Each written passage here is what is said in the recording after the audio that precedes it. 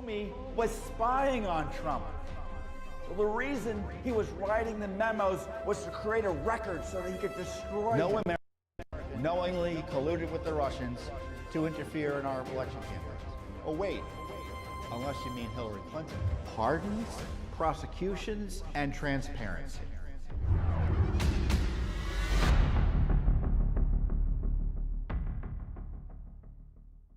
Hey everyone, Judicial Watch President Tom Fitton here with our weekly update here on social media. Thanks for joining us. An important week, the election, or at least part of the election has been held. We haven't selected our candidate yet. And so I want to give you a quick rundown of what's happening, what should happen, the legal issues involved, and what Judicial Watch can and is trying to do to secure our clean elections. The election occurred on Tuesday. And as Judicial Watch has predicted, the mail-in ballot schemes by the left has caused chaos. We have 4, 5, 6 states. We had Pennsylvania still not in, Arizona still counting. We have also Georgia still counting. Nevada is still up for grabs as well. And there's nothing normal about that. There is nothing normal about that. The law requires, in my view, that we decide who the president is on Tuesday. And let me go and show you what the law is, because it's one of these dirty little secrets the big media doesn't want you to know about. Let me see if I can pull it up. It's pretty simple to read.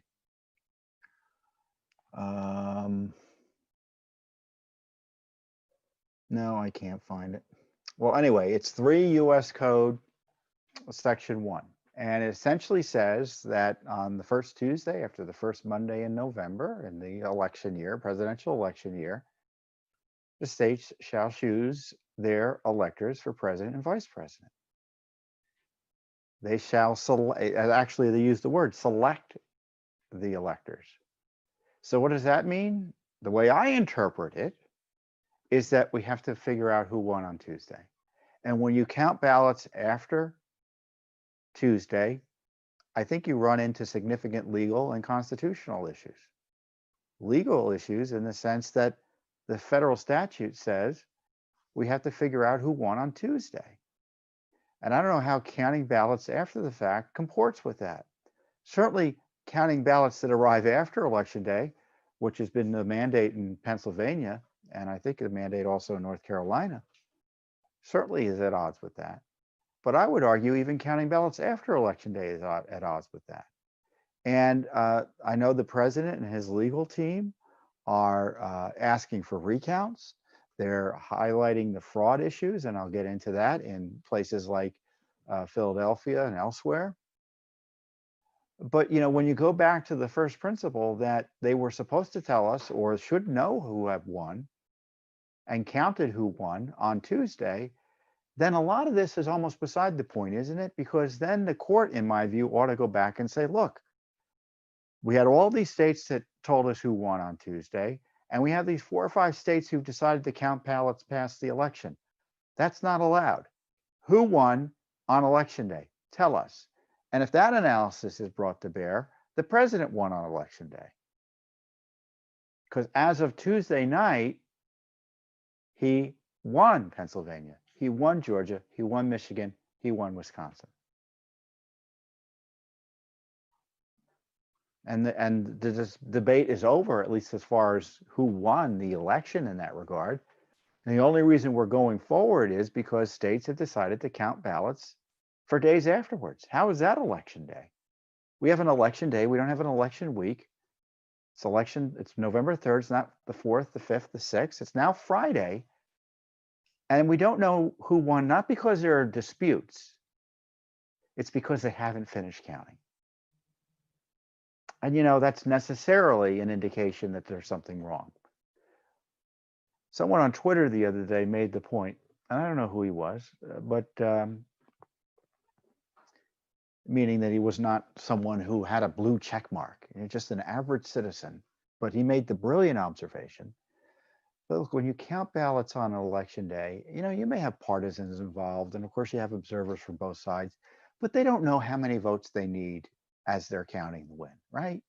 That's why we count ballots on election day. And as soon as you count ballots after election day, then you get the conflict of interest. They know how many ballots they need to win. And that introduces that, in many cases, an irresistible temptation for fraud into the process. And as Justice Kavanaugh has noted in a recent decision, it undermines confidence in the fair administration of the elections. Not every state counts ballots that arrive after Election Day. Most don't, for the reasons I suggest. And in Philadelphia, it's compounded by the illicit secrecy, counting ballots away from observers. I know there's an argument versus meaningful access versus being cut off literally. My understanding in Pennsylvania, some of them were banned completely. Observers were banned completely from the counting centers, and others were let in, but had to stand so far away they couldn't make up. They would literally need binoculars to figure that out, and of course they weren't allowed to use binoculars. Now I have personal experience with observing disputed elections. We were in Florida in 2020. Judicial Watch was. We were in the middle of these ballot fights, and we saw what was going on. We were observing the counting. And then we did our own recount analysis. And you gotta be, people say, how close do you need to be to the pollster or the poll taker or a poll worker, election judge? You gotta be sitting on top of them. But when you've got a corrupt process, in many ways, it doesn't matter. I know President Trump is complaining, his campaign is complaining about not having access to observe the count properly. Now they may have more access, but it's too late. Most of them has been counted. I mean, Joe Biden is winning in Pennsylvania. The extra counting changed the result in Pennsylvania that was there on Tuesday. It's now a different number. Same in Georgia. It happened more quickly in places like Wisconsin and Michigan, but it happened nevertheless, where the result from Tuesday changed to Wednesday in Joe Biden's favor.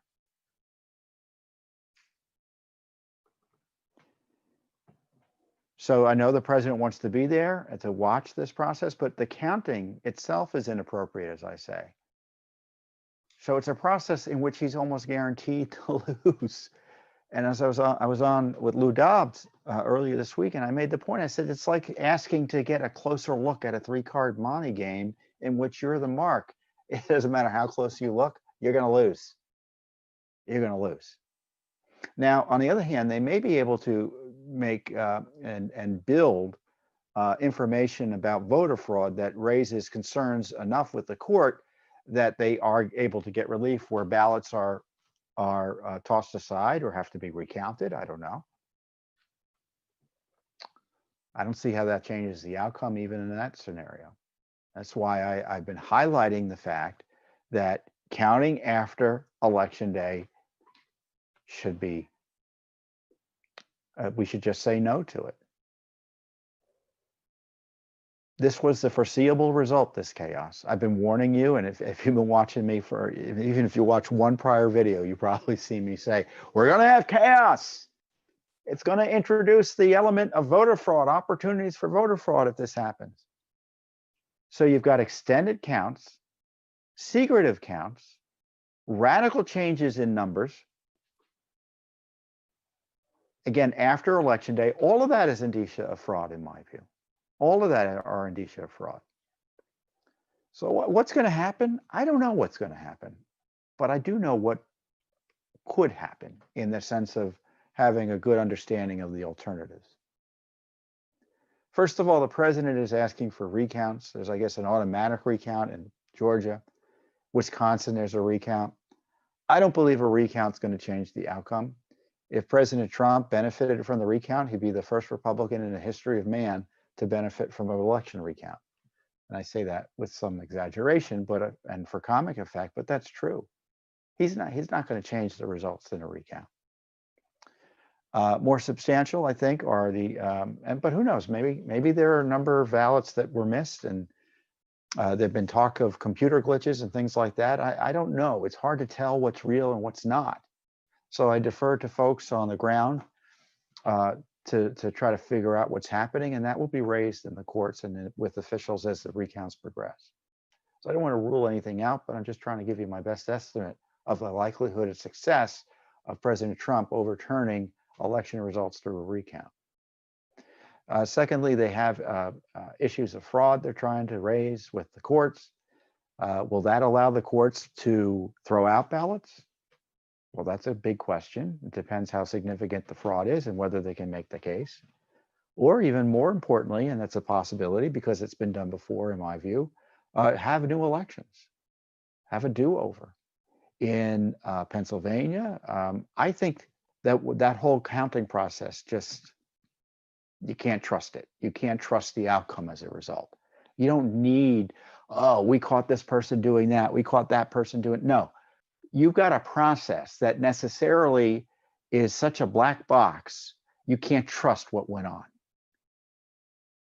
And by you being the candidate, you being the voter, you being the citizen, and as importantly, probably most important at all in this circumstance, you being the court. So we'll see what happens there. But in terms of the numbers, Arizona, the Republicans think that they can still win in Arizona. I don't know if that's the case. And in Georgia, Biden has overtaken the president in his vote in the current vote count. Same in Pennsylvania. And as I said, this was inevitable. They knew this was going to happen. You send out millions of ballots and you have a system in place that doesn't allow you to count them in time. And now these ballots, in my view, are outside the law in terms of being counted too late. And that would be the argument I would make. It seems to be the cleanest argument. So we'll see what happens there. What Judicial Watch has been doing is we've been trying to get access to the data to see if everything is on the up and up. We're also investigating, considering our own legal challenges to defend clean elections in the various states. So that's always a tougher nut to crack because the candidate has unique abilities to pursue these issues. But we are separate from the Trump campaign. We're separate from the Democratic Party. We're separate from the Republican Party. We're an independent group. We can't, we're not doing this on behalf of a candidate or President Trump per se. We're doing any of our legal work and educational activity is on behalf of the rule of law and American voters who want to be sure the elections are on the up and up. And to that end, we are battling the media. We are battling big tech that is censoring the heck out of me and out of Judicial Watch. Twitter is suppressing my tweets. They're suppressing the president's tweets. I tweeted out a New York Times article, literally a New York Times article. They censored that. They're targeting me specifically. Now the tweets in theory are still available, but you have to kind of do a double click and they're not easy to share. So if you want to find out what I'm thinking and what we're doing, you need really to go to Judicial Watch's Twitter feed and Facebook feed, and my Twitter feed is at Tom Fitton. Judicial Watch is at Judicial Watch, and go to the feed directly because it just won't pop up. You can't say, well, I'm following Fitton, I'm following Judicial Watch, I'll see the stuff. That's not a guarantee anymore. You really need to go and check to see what we're doing and what we're saying about the ongoing debates. Because per usual, Judicial Watch is the leader here. We were the leader in warning of the chaos that was to come. We were vindicated, sadly. I thought the president could win. I suspected the Senate would remain Republican, although it's not clear whether that will be the case. And I suspect that even the Republicans could take over the House. And it turned out I wasn't too far off there. But we still don't know what the results are. The Senate, there's going to be, in theory, some runoffs in the House, in the Senate, in Georgia specifically, excuse me, and the presidency obviously is still being decided. So what are the options here besides the legal fights we're talking about? Is the Supreme Court going to call a new election, knock out votes that changes the results? you know, to kind of to say it is to kind of make it seem like it's not going to, it kind of tells you how unlikely it is to happen, doesn't it? I don't rule it out. But you know, let me know what you think of my argument that 3 USC Section 1 should be the basis of analyzing how the election turned out. That we should be taking a snapshot of where we were on Tuesday, and that should be the results that the states have to grapple with in assigning electors to the Electoral College, which is the next big issue. So let's say the states, the campaigns can't convince the courts to do something appropriate. Well, what's the option? Well, under our Constitution and federal law, the Electoral College is the process through which disputes about, in many ways, you know, goes to the reason, another reason the courts may not do it, because the Electoral College may be involved. That's how they resolve disputes about elections. So the states appoint electors. The state legislature, in the end, appoints electors, and they kind of delegate their power to pick the electors to the voters. I mean, in theory, you could live in a state and the state legislature could say, you know, we're going to assign the electors. We don't need to have a popular vote. But that's not what they do. But in the end, what's interesting is state legislatures still have the final say as to who the electors are, in theory. And so the state legislators in Wisconsin, in Michigan, in Pennsylvania, and in Georgia, if they so chose, they could look at the election results that seem to be going for Joe Biden and say, you know what, we agree with Fitton. We agree with the concerns that this counting past election day was inappropriate. It's completely undermined confidence in how the election was conducted. It looks like President Trump won, and there's no good faith reason to suggest otherwise, because the way those additional votes were counted and accumulated can't be justified and defended in terms of fairness and in terms of reassuring people that they were counted fairly and in a way that reassures that the outcome was appropriately uncovered. You know, you want to uncover the victor. How do you uncover the victor? In my view, by figuring out who won on election day, not by counting and counting and counting for days afterwards. I mean, deadlines matter. So getting back to what the state legislators can do, they can designate their own slate of electors. They have final say. So in theory, the Republican-controlled legislature of Pennsylvania and the Republican-controlled legislature of Georgia and Michigan and Wisconsin, they're all controlled by Republicans. They can appoint state electors, or excuse me, electors to the Electoral College who will support President Trump, his reelection. But it's more complicated than that because, and I'm not sure about this issue, but it could result in dueling slates being appointed out of the states, where you have the slate that arose from the vote, and then you have the slate that arose from the legislature's appointment. And that would be what they call dueling slates. And then what happens then? Well, you may recall the Electoral College votes are then affirmed and approved by the House and the Senate. And what happens is they have a joint session of Congress, and the House and the Senate meet together. And in the end, you know, they hear the electoral counts and they're called and all of that, but objections can be raised. And my understanding is you can have an objection has to be raised by both a senator and a House member. And if an objection is raised, and let's say there's an objection, oh, we don't believe the Ohio slate is appropriate because the state legislature, or excuse me, the Pennsylvania slate is appropriate because the state legislature appointed a pro-Trump slate, when in fact the votes that we looked at show that Biden won. So that dispute is resolved in a debate separately held by the House and the Senate. So they meet together and they go apart. And then they figure out whether to accept the slate. Now, the interesting thing is, it's easy to figure out what happens if they both agree. Either it's accepted or not. But it's not clear what happens if they disagree. So I don't know what happens then. I mean, I guess it's a matter of interpretation, whether it will be the House and the Senate collectively that interpret it, or whether the court has to step in and interpret how it's supposed to run. I mean, there's some suggestions that the governor's certification is considered final and dispositive, but others suggest that's not the case. So it's mightily complicated, mightily complicated. So what does that mean for you as an individual? Well, first of all, if you have information about election fraud or voter fraud or something that is of concern to you that you've learned, you should contact your local and state officials about it and contact Judicial Watch. It's at electionlaw@judicialwatch.org, electionlaw@judicialwatch.org. I think I'm getting that right. And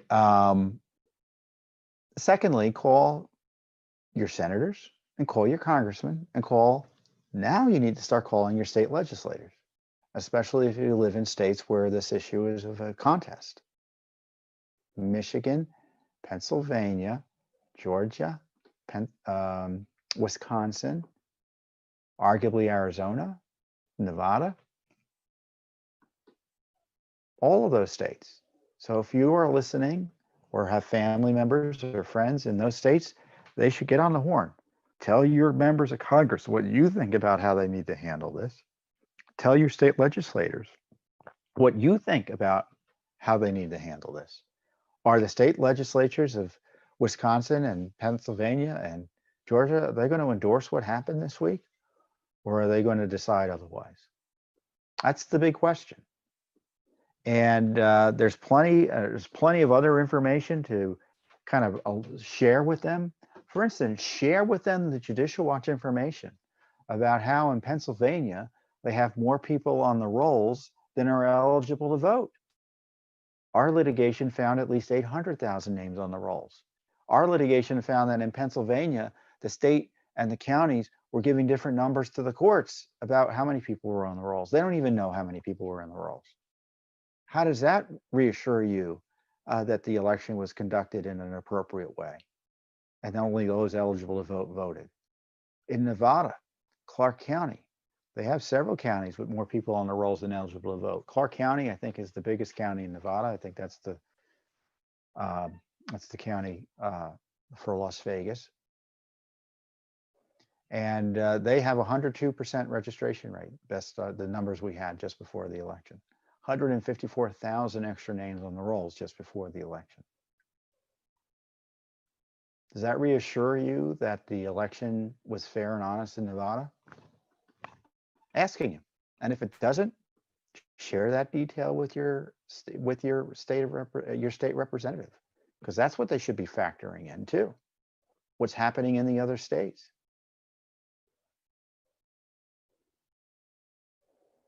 North Carolina, there are 1 million extra names on the rolls according to our lawsuit. So if you don't like what's going on, you should be active. You need to be really communicating every day with your state legislator. And it depends on the state. I'm not going to pretend to know how every state is the name of the House. I don't know if it's the House of Delegates or the House of Representatives or the state senators, however your state legislature is composed, or Commonwealth in the case of Pennsylvania. But you should be calling all your state elected representatives, all of them, and the state legislature especially, because they have a unique constitutional ability and duty to appoint electors, and they don't have to follow the popular vote. That's the long and short of it. So I wouldn't recommend, personally, as a matter of policy, that when there's a vote that's pretty fairly administered, it looks like, and there are no issues, at least apparently. I mean, there's no really good reason, in my view, as a matter of policy, for state legislators to stop it, to kind of overturn the will of the people. That would be an abuse, it would seem to me. But when you've got all these indicia of fraud, extra days of counting, the decision to pause counting in places like Philadelphia and Fulton County, Georgia. Why on earth would you do that? A timeout? Frankly, the Justice Department ought to be investigating that. And that's another concerning thing. Where is the Justice Department? Where is the Justice Department? Why aren't they securing ballots within reason? Why aren't they policing these places? Why aren't they enforcing court orders? Why aren't they aggressively investigating fraud? Where is Bill Barr? Where is Bill Barr? He hasn't made one public statement since the election about this. I think the Justice Department issued a statement on Twitter, the Justice Department spokesman, telling if you find fraud, call your local FBI office. I mean, talk about a brush off. He should be out there standing for the rule of law and, frankly, going to court to preserve the rule of law along the lines that I've been discussing. So I know it's been a long week. I'm sure you're all stressed out. It's been, we've been working super hard here at Judicial Watch. As I said, we've got these historic lawsuits already active in multiple states, ongoing Freedom of Information Act requests active in the states at issue, looking for opportunities to intervene either with direct litigation or amicus briefs, friend of court briefs. Our lawyers are on it. We're figuring out what to do. But in the end, remember, it's Congress that decides who won the election. So along those lines, you should educate yourself about the Electoral College so that you're able to communicate with your state legislators in an effective way. And it's available. What happened, just Google what happens in a disputed election with the Electoral College. Google or Bing or whatever, DuckDuckGo. And you'll see you'll see what happens. And encourage your senators and congressmen to say, you know what, we're watching. We're watching because we are the ultimate arbiters of what's going on in these states. And I tell you, Pennsylvania, if you want your electors to be counted, they should be saying, you need to do X, Y, and Z in terms of assuring us that fraud didn't take place. But like I said, it's too late in that regard. I don't know how you undo, put the horses back in the barn, the genie in the bottle, the milk back in the carton, whatever mixed metaphor I want to pursue. So, I know probably a lot of you are upset and angry, and you can see I'm not terribly angry. I mean, I knew this was going to happen. It's frustrating that we're seeing what I would call an electoral coup take place with this inappropriate counting after the fact. So I'm just encouraging you to do what we can do. I mean, we see misconduct, and all we can do is what we can do to address it. And there's a constitutional process for addressing this misconduct, and I'm alerting you to it. The media is not going to tell you about it because they don't want you to participate. They want to censor this. They want to pretend there's no such thing as voter fraud.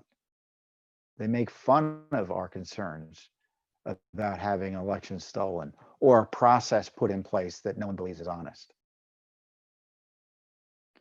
And Judicial Watch has been virtually alone, literally virtually alone. Until recently, the president started talking about it too. And even then, he was alone on the national stage about the dangers of mail-in ballot frauds. It's awful. And we'll see what happens. Pray for our country. We're going to continue to work over the next months to try to protect the rule of law in this regard. We want to be consistent and principled. It's not about making sure a president we like is elected. It's about making sure the law is followed and elections aren't undermined. So I encourage you to educate yourself about these issues further and contact your state legislators and contact your Congress about their role in the Electoral College so that they can serve as a backstop to any improper efforts to steal the election. That's all I have for you today. I want you now to get to work, start researching, start calling, start activating, start sharing. You know what to do. Do it, fellow Americans. I'll see you next week here on the Judicial Watch Weekly Update.